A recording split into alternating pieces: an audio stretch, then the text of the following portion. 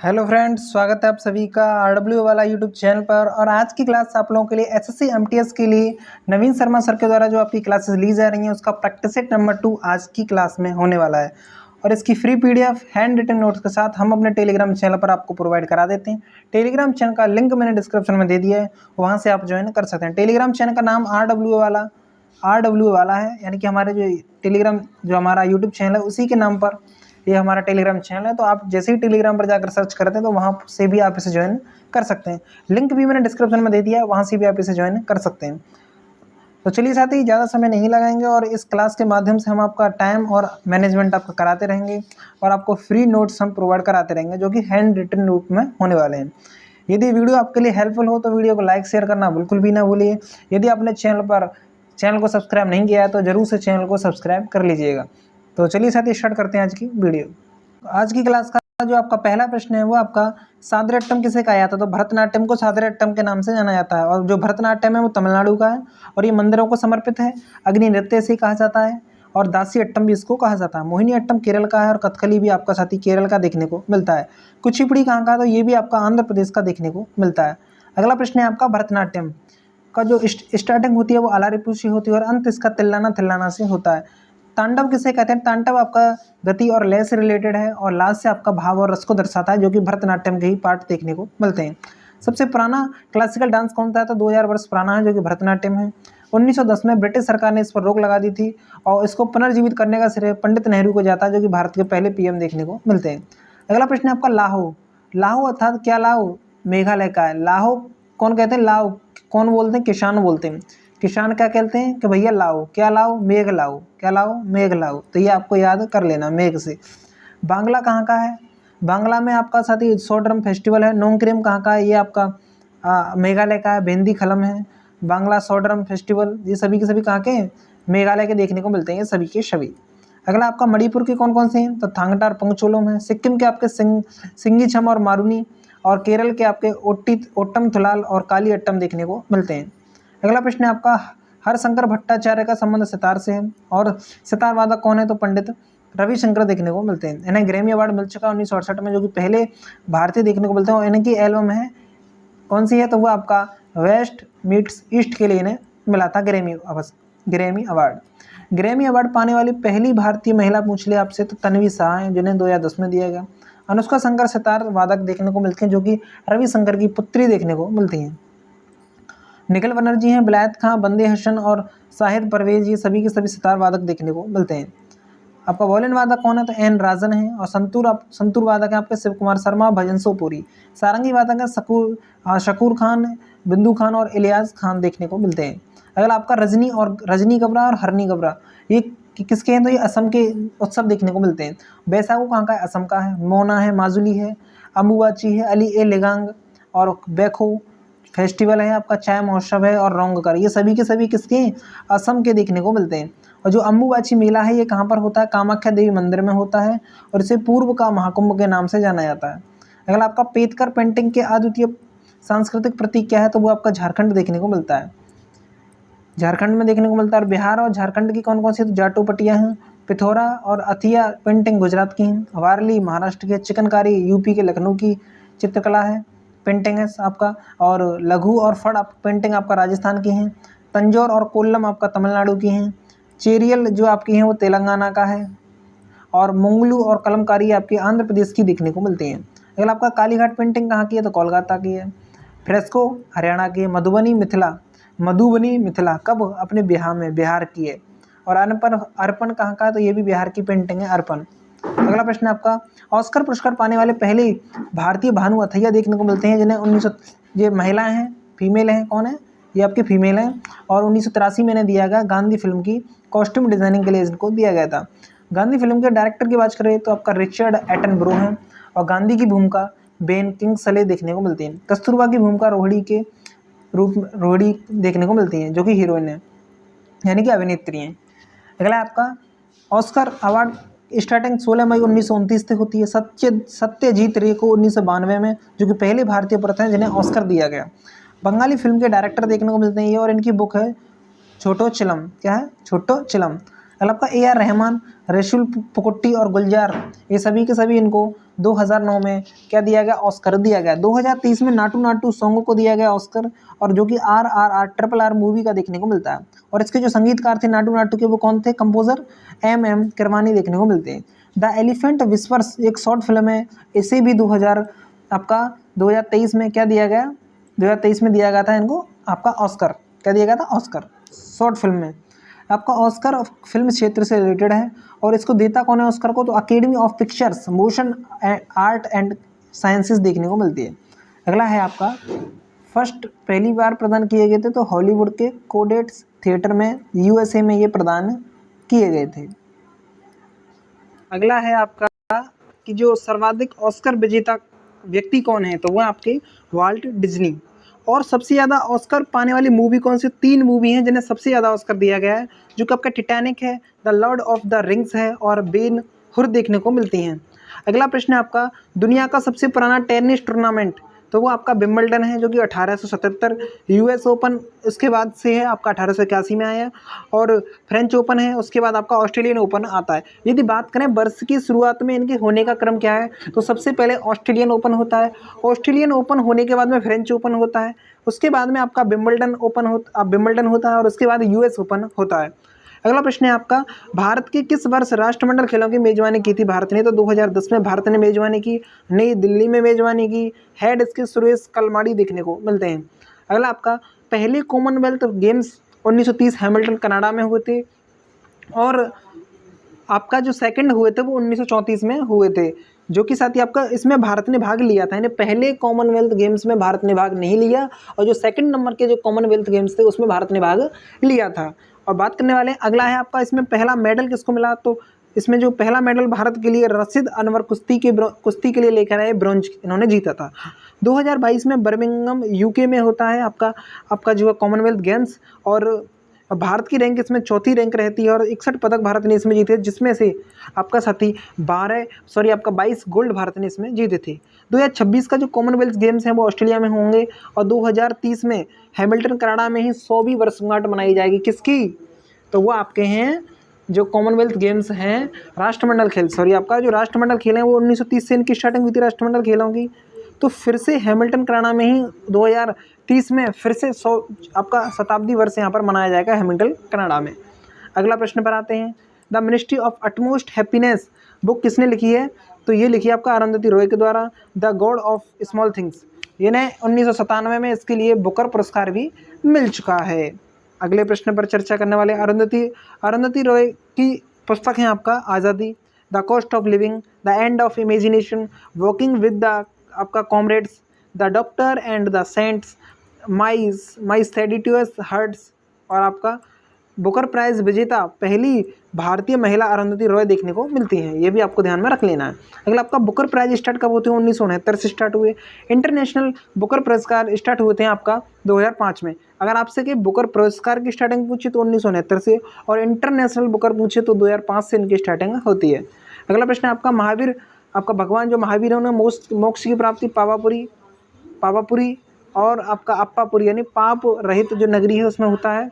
72 वर्ष की आयु में उनकी मृत्यु हो जाती है, यानी 72 वर्ष तक ये जीवित रहते हैं। जन्म 1540 BC, मृत्यु 468 BC में हो जाती है। 30 वर्ष की एज में इन्होंने गृह त्याग कर दिया, और भाई नंदीवर्धन से इन्होंने आज्ञा ली थी और गृह त्याग कर दिया। 12 वर्ष की कठोर तपस्या इन्होंने की, और कहाँ पर, जम्बिक ग्राम में साल वृक्ष के नीचे इन्हें ज्ञान की प्राप्ति हो जाती है। और महात्मा बुद्ध को ज्ञान प्राप्ति पीपल के वृक्ष के नीचे होती है। जैन धर्म के कुल तीर्थंकर पूछे तो आपसे 24 हैं, जिसमें पहले आपके ऋषभदेव, सेकंड आपके अजीतनाथ, 22वें आपके अरिष्टनेमी, 23वें आपके पार्श्वनाथ, और 24वें आपके महावीर स्वामी देखने को मिलते हैं, जो भी अंतिम गुरु भी देखने को मिलते हैं। अगला आपका पार्श्वनाथ, इन्होंने 4 वो दिए थे आपका, इन्होंने कहा था कि सत्य, अहिंसा, अस्तेय और अस्त्यथार्थ और अपरिग्रह, यानी धन को संचय नहीं करना है, अस्त्यथा चोरी ना करना। और 5वां किसने जोड़ा था, ब्रह्मचर्य, जो कि आपके महावीर स्वामी ने जोड़ा था। अगले प्रश्न पर आते हैं, भारत का सबसे बड़ा स्तूप केसरिया स्तूप कहाँ खोज किसने की, के मोहम्मद ने 1858 में खोज की थी। बिहार के पूर्वी चंपारण वाले क्षेत्र में देखने को मिलता है। शांति स्तूप है जो आपका लेह में देखने को मिलता है। अशोक, और जो आपका सांची का स्तूप है वो MP में है, और ये अशोक ने बनवाया था सांची का स्तूप। 200 रुपये के नोट पर सांची का स्तूप देखने को मिलता है, जो कि एमपी में देखने को मिलता है। यूनेस्को की सूची में शामिल इसको किया गया है 1989 में। अगला है यूनेस्को की साइट कितनी है वर्तमान में, 43 साइट हैं भारत में। 41वीं शांति निकेतन, 42वीं आपके सोमनाथपुरा मंदिर हैं जो कि होयसलेश्वर मंदिर हैं, और 43 आपकी मोइदम जो कि अहोम वंश की है, कब्रिस्तान के लिए जानी जाती है, जो कि असम की देखने को मिलती है। कहाँ की? असम की। अगले प्रश्न पर आते हैं। लॉयन कैपिटल का निर्माण बुद्ध के आपका ऐतिहासिक घटना की स्मृति में मनाया गया था, तो ये आपका सारनाथ प्रथम उपदेश के लिए जाना जाता है, और सारनाथ को ऋषिपट्टनम के रूप में भी जाना जाता है, जिसका पुराना नाम है ऋषिपट्टनम का पुराना ही नाम है ऋषिपट्टनम, सारनाथ का पुराना नाम है। अगला है आपका, और सारनाथ में ही प्रथम उपदेश इन्होंने दिया था। जन्म 563 में होता है, और डेथ इनकी आपका बौद्ध जो है आपके जो बुद्ध हैं उनकी मृत्यु 483 BC में हो जाती है। लगभग 80 वर्ष तक ये जीवित रहते हैं। गृह त्याग की घटना को क्या कहा गया? महानिष्क्रमण। ज्ञान की प्राप्ति संबोधि, और पहला उपदेश को क्या कहा गया? धर्मचक्र प्रवर्तन, और निधन इनका महापरिनिर्वाण कहा गया, जो कि 483 BC में हो गया था। अगला प्रश्न क्या है? बौद्ध की संगीतियों के बारे में चर्चा है। कौन सी संगीति कब हुई, किस आपके जगह पर हुई है आपका, और किसके काल में ये हुई थी, ये आपको ध्यान में रख लेना है। अगला है आपका, बौद्ध वास्तुकला में, ये एज इट इज़ आपको नोट्स मिल जाएंगे, एक बार आप रिवीजन जरूर कर लेना इस नोट्स का। आगे चलते हैं। बौद्ध वास्तुकला में कौन सा एक ध्यान कक्ष और भिक्षुओं के रहने का स्थान है? तो बिहार है। अजंता एलोरा की गुफा महाराष्ट्र में देखने को मिलती है। अगला प्रश्न, स्तूप आत्मज्ञान का प्रतीक माना जाता है। जो स्तूप है, और स्तूप किससे रिलेटेड है? बौद्धों से रिलेटेड है स्तूप। अगला प्रश्न, भरूच स्तूप जहाँ तक कथा और कहानियों का चित्रण करता है, यह किस राज्य में है? तो भरूच स्तूप कहाँ पर है? एमपी में है। निर्माण इसका पुष्यमित्र शुंग ने कराया। 549 की संख्या में ये देखने को मिलते हैं। जातक कथा है 549। महात्मा बुद्ध के जन्म से पूर्व की जो कथाएं उन्हें जातक कथा कहा जाता है।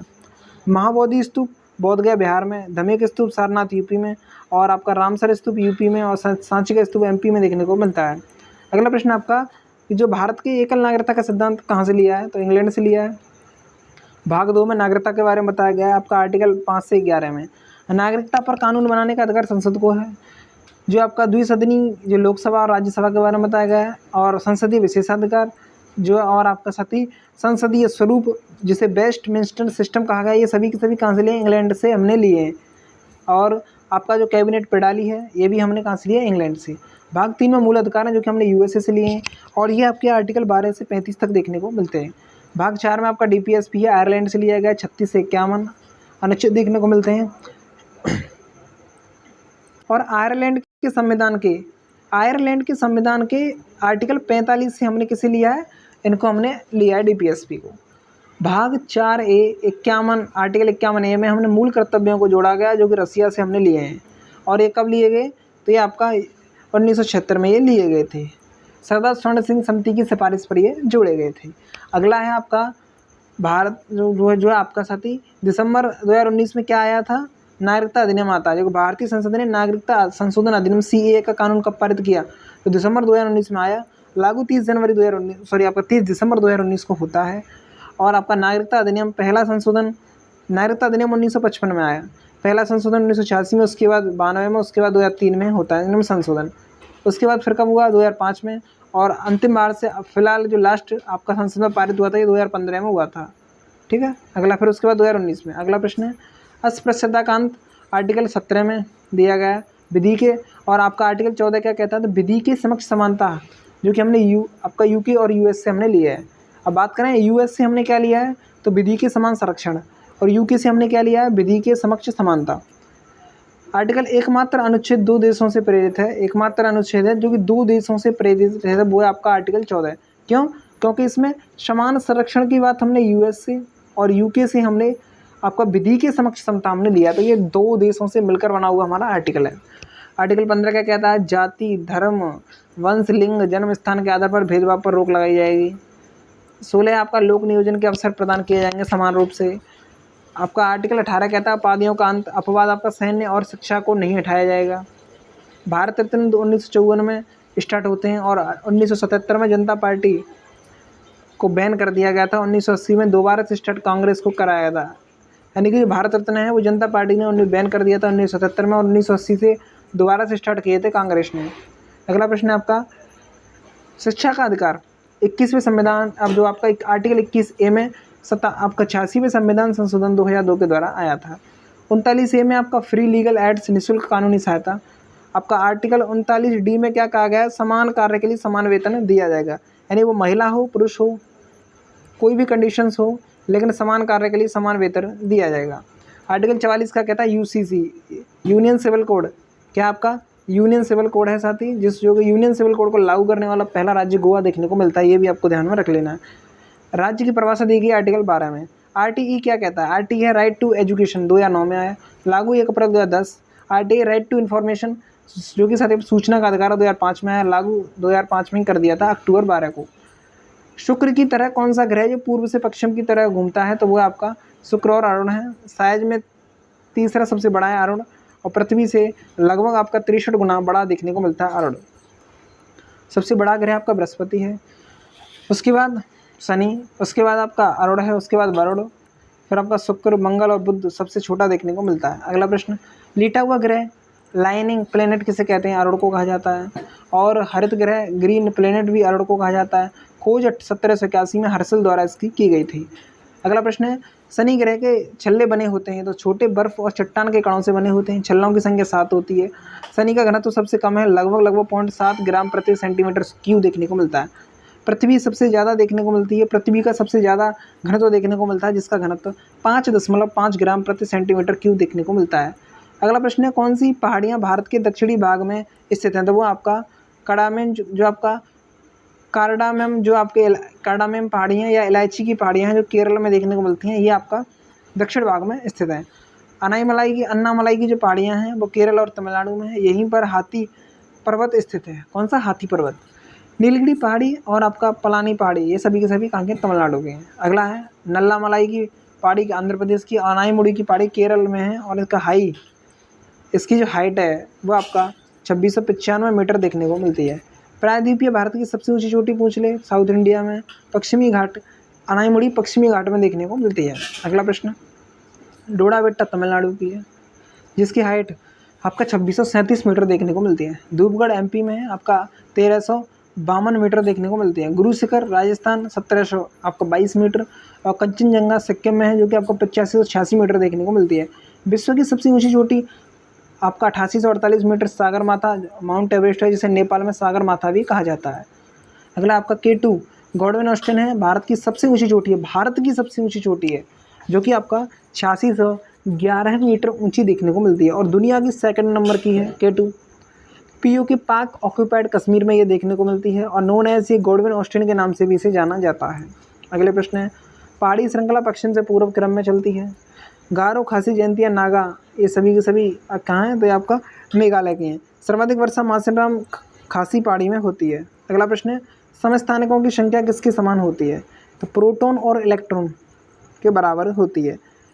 अगला प्रश्न आता है आपका, जैसे आपका 1H1 है, 1H2 है और 1H3, जिसे प्रोटियम, ड्यूटेरियम और ट्रिटियम कहा जाता है।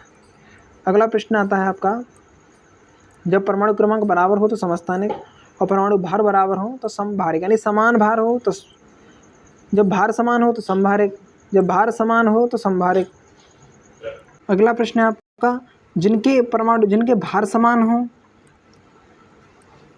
उसे समभारिक, और जिसके स्थान अर्थात क्रमांक समान हो उसे समस्थानिक कहते हैं। जो आपका सम न्यूट्रॉनिक, न्यूट्रॉन की संख्या समान हो उन्हें सम न्यूट्रॉनिक कहा जाता है। जैसे कि अगर आप अब 3 में से 1 घटाओगे तो 2 आ रहा है, और आपका 4 में से 2 घटाओगे तो 2 आ रहा है, यानी दोनों का बराबर बराबर आ रहा है 2-2, तो इसको क्या कहते हैं, इसको सम न्यूट्रॉनिक कहते हैं ऐसी स्थिति को। अगले प्रश्न पर आइए, सल्फर का परमाणु क्रमांक क्या होता है, 16 होता है। सल्फर का 16, 18 आर्गन पर आता है, 14 पर सिलिकॉन आता है, 17 पर क्लोरीन आता है। अगला प्रश्न है आपका, एल्यूमिनियम का अयस्क क्रायोलाइट है और बॉक्साइट। लोहे का अयस्क हेमेटाइट मैग्नेटाइट है। क्यूप्राइट Cu तांबा का है। पिचब्लेड यूरेनियम का अयस्क है।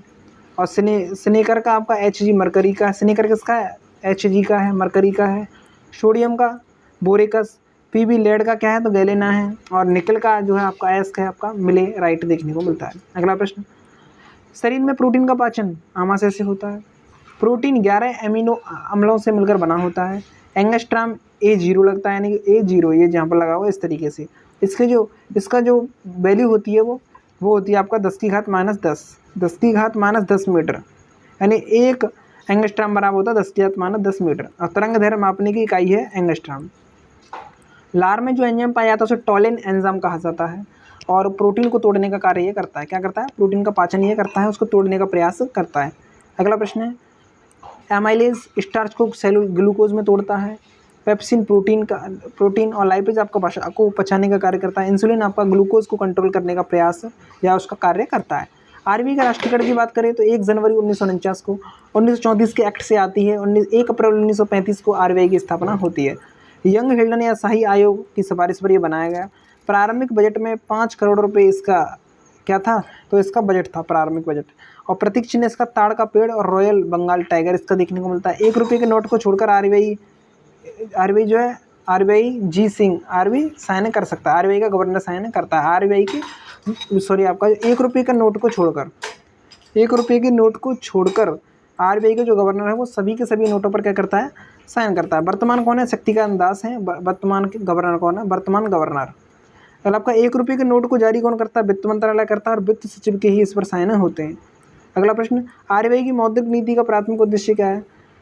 तो वो आपका मॉनेटरी पॉलिसी कमेटी एमपीसी मूल्य स्थिरता बनाए रखना। स्थापना इसकी 27 जून 2016 को होती है। 6 सदस्यीय निकाय है, इसमें आरबीआई और 3 इसमें अन्य गवर्नमेंट सेंट्रल गवर्नमेंट के होते हैं। 3 आरबीआई के सदस्य और 3 सेंट्रल गवर्नमेंट के सदस्य होते हैं। आरबीआई प्लस 5 अदर इसमें होते हैं। आरबीआई के गवर्नर और 5 इसमें अदर होते हैं इसको बनाने के लिए। अगला है, आरबीआई का केंद्रीय निदेशक मंडल सदस्य 21 होते हैं और 4 वर्ष का कार्यकाल इनका होता है। जीएसटी परिषद की अध्यक्षता वित्त मंत्री करते हैं। जीएसटी काउंसिल की सदस्य संख्या 33 है। बात करें आपका जीएसटी के अंकों में नंबर 15 अंक का होता है, जो कि आपका एन क्या करता है? आइडेंटिफिकेशन नंबर को दर्शाता है। अगला प्रश्न, जो आपका जीएसटी के बारे में क्या बताया गया है? तो परिषद के बारे में बताया गया 279A में। और जीएसटी काउंसिल के पहले हेड कौन थे? तो अरुण जेटली थे। और आपका 12 सितंबर 2016 को गठन अधिसूचना के दौरान जीएसटी गठन किया गया था। वर्तमान हेड कौन है? निर्मला सीतारमण, यानी कि वित्त मंत्री होते हैं तो वर्तमान वित्त मंत्री कौन है? निर्मला सीतारमण। तो जीएसटी के आपका जीएसटी के इस समय वो कौन होंगे? तो वो होंगे आपके निर्मला सीतारमण। अगला प्रश्न पर आते हैं, वर्तमान हेड कौन है? तो निर्मला सीतारमण है। अगला प्रश्न है, राष्ट्रीय सीमा शुल्क और जीएसटी संग्रहालय गोवा में है।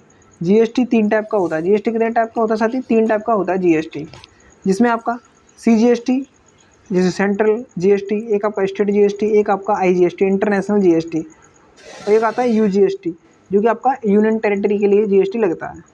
अगला प्रश्न, पेरिस ओलंपिक 2024 में भारत पदक तालिका में किस स्थान पर रहा था? तो 71वें स्थान पर रहा, जिसमें भारत ने 1 भी गोल्ड नहीं जीता, 1 सिल्वर और 5 इसमें ब्रोंज जीते थे। मनु भास्कर 2 ब्रोंज जीता, मनु भास्कर ने 2 ब्रोंज जीते और सरबजोत सिंह ने भी जीते, जो कि शूटिंग के क्षेत्र में उन्होंने जीते। स्वप्निल कुशाले जो आपका जिन्होंने शूटिंग के क्षेत्र में हैं, और नीरज ने सिल्वर मिला, और अमन सहरावत कुश्ती से रिलेटेड हैं, और हॉकी टीम ने ब्रॉन्ज जीता है 57 kg में, और अमन सहरावत ने ब्रॉन्ज जीता कुश्ती के क्षेत्र में। अगला प्रश्न है, भारतीय हॉकी टीम ने पेरिस ओलंपिक में ब्रॉन्ज मेडल जीता, उस टीम के कप्तान कौन थे? तो हरमनप्रीत सिंह है। PR सीरीजेस गोलकीपर रहे, कोच इसमें क्रेग फिल्टन रहे थे, और 1-2 से स्पेन को हराकर ब्रॉन्ज इन्होंने जीत लिया था। ऑस्ट्रेलिया को 52 वर्ष बाद हराया 2024 में, और 1972 में म्यूनिख जर्मनी में हराया गया था ऑस्ट्रेलिया को, और 52 वर्ष बाद फिर से 2024 में हराया भारत में। अगला आता है हॉकी, ओलंपिक गोल्ड 8 जीते हैं हॉकी में भारत ने अब तक, तो इसमें पहला गोल्ड 1928 को जीता था, और नीदरलैंड एम्स्टर्डम में जीता था। उसके बाद आपका साथी 1932 में, 36 में, 48 में, 52 में, और आपका 56 में, 40 और 44 में वर्ल्ड वार हुए थे, और आपका 64 में और 1980 में मॉस्को में लास्ट गोल्ड भारत ने जीता है। अगला प्रश्न है, हाल ही में किस राज्य ने उपस्थिति पोर्टल लॉन्च किया है? तो वो छत्तीसगढ़ है। एजुकेशन से रिलेटेड है ये। आइडियाज़ फॉर द पोर्टल ये पर्यावरण मंत्रालय के द्वारा। PM सूरज पोर्टल ये सामाजिक न्याय अधिकारिता मंत्रालय के द्वारा। सुस्वागतम पोर्टल आपका सुप्रीम कोर्ट ने। ई-केयर पोर्टल स्वास्थ्य परिवार कल्याण मंत्री ने। और प्रवाह पोर्टल जो आपका आरबीआई के द्वारा लाया गया, तो क्या प्रवाह सॉफ्टवेयर है जो कि इसरो के लिए भी यहाँ पर है, देखने को मिलता है इसरो के द्वारा। अगला, यूपीएससी की नई अध्यक्ष कौन बनी है? प्रीति सूदन बनी है, पहली महिला हेड बनी है। फर्स्ट पहला हेड कौन है? यूपीएससी के हैं। और यूपीएससी के बारे में, संघ लोक सेवा आयोग के बारे में 315 से 323 आर्टिकल तक दिया गया है। अगला प्रश्न है, केंद्रीय बजट 2024-25 में बिहार में विभिन्न योजनाओं के लिए कितने करोड़ रुपए का बजट? तो आपका आपका 59,000 करोड़ रुपए की बात यहाँ पर की गई है। कितने की? 59,000 करोड़ रुपए की। अगला प्रश्न की चर्चा कर लेते हैं। तो अगला प्रश्न क्या कहता है आपका, टॉप 2 योजना है जो कि सर्वाधिक खर्चे वाली हैं, जिसमें पीएम गरीब कल्याण योजना है और आपका मनरेगा योजना है। ये टॉप 2 योजना है। अगला प्रश्न, टॉप 2 मंत्रालय जिनको सर्वाधिक पैसा मिला, तो रक्षा मंत्रालय 4,54,000 करोड़ रुपए और ग्रामीण विकास मंत्रालय 2,65,000 करोड़ रुपए ने आवंटित किया गया है। राजकोषीय घाटा जीडीपी का 4.9% यानी 16 लाख करोड़ और राजस्व घाटा आपका 1.4% जीडीपी का है जो कि 5.8 लाख करोड़ और प्राथमिक घाटा जीडीपी का 1.4% जो कि आपका 4.5 लाख करोड़ देखने को मिलता है। प्रभावी राजस्व घाटा जीडीपी का 0.6% जो कि 1.8 लाख करोड़ देखने को मिलता है। और आज की क्लास का जो प्रश्न है, यानी कि जो आपका क्लास सेकंड है, उसका होमवर्क का प्रश्न है कि पीएम किसान निधि के लिए कितने रुपए आवंटित हुए हैं। तो ये आपको गूगल से क्या करना है, सर्च करना है। गूगल से आपको सर्च करना है, देख लेना है और फिर उसके बाद कमेंट बॉक्स में आपको इसका उत्तर देना है। तो वीडियो कैसी लगी, वीडियो के अंत में ज़रूर बताइएगा और वीडियो को अगर लाइक नहीं किया तो लाइक कर दीजिएगा। यदि आप चैनल पर नए हैं तो चैनल को सब्सक्राइब कर लीजिएगा। Thank you for watching video. जय हिंद, जय भारत, वंदे मातरम।